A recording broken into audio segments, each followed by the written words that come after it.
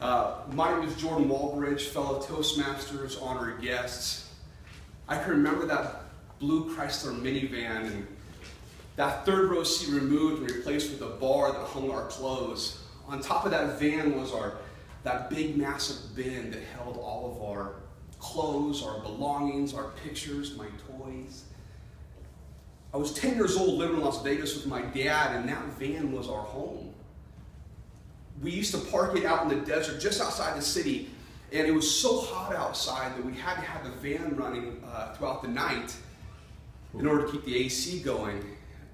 I used to sleep in the front seat because my dad would be in the back, and sometimes I'd slip up, and as I'm sleeping, I'd hit the ignition, and the RPMs would rev up.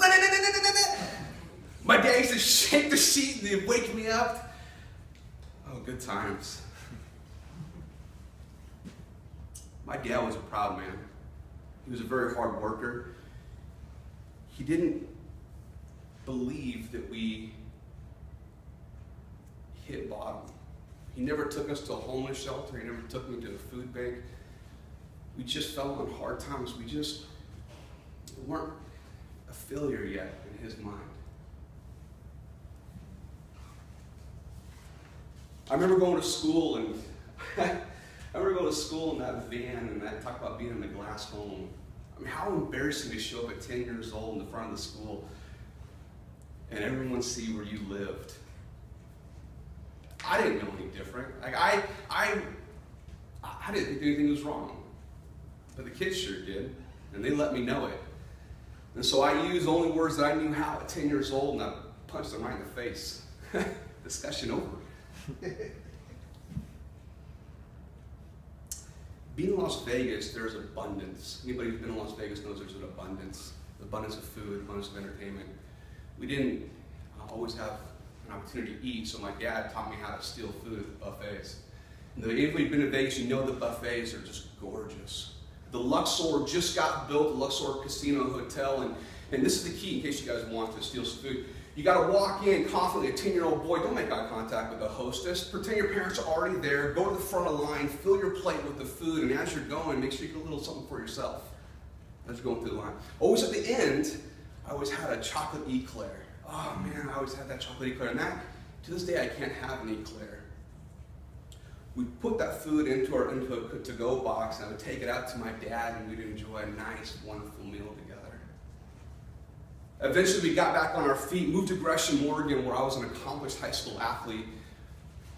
But like most people living in poverty, I didn't have any money for college. I didn't know what I was going to do, so I joined the military like most do.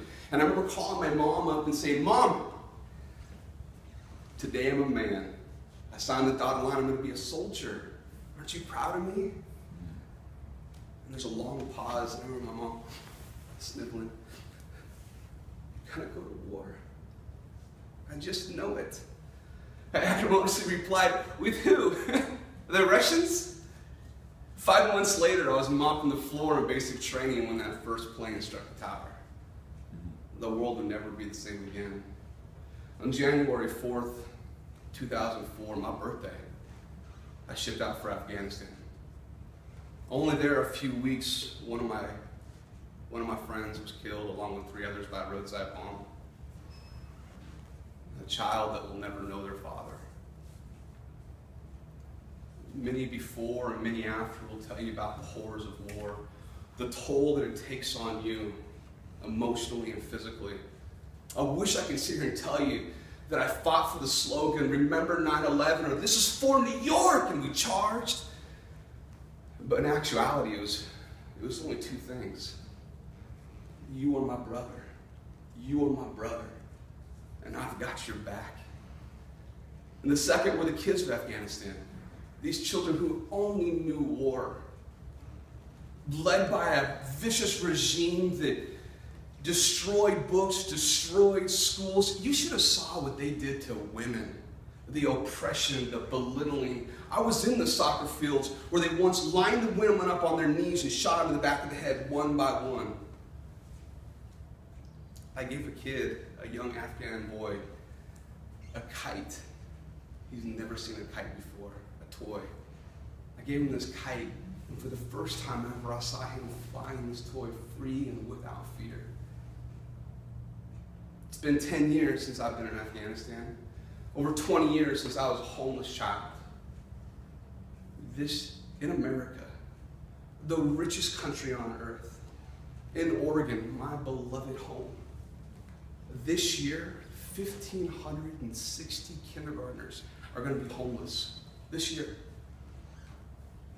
It's time to fight once more. When the time is right, for this reason and many more, I'm going to run for governor of Oregon, and I'm going to win. Thank you.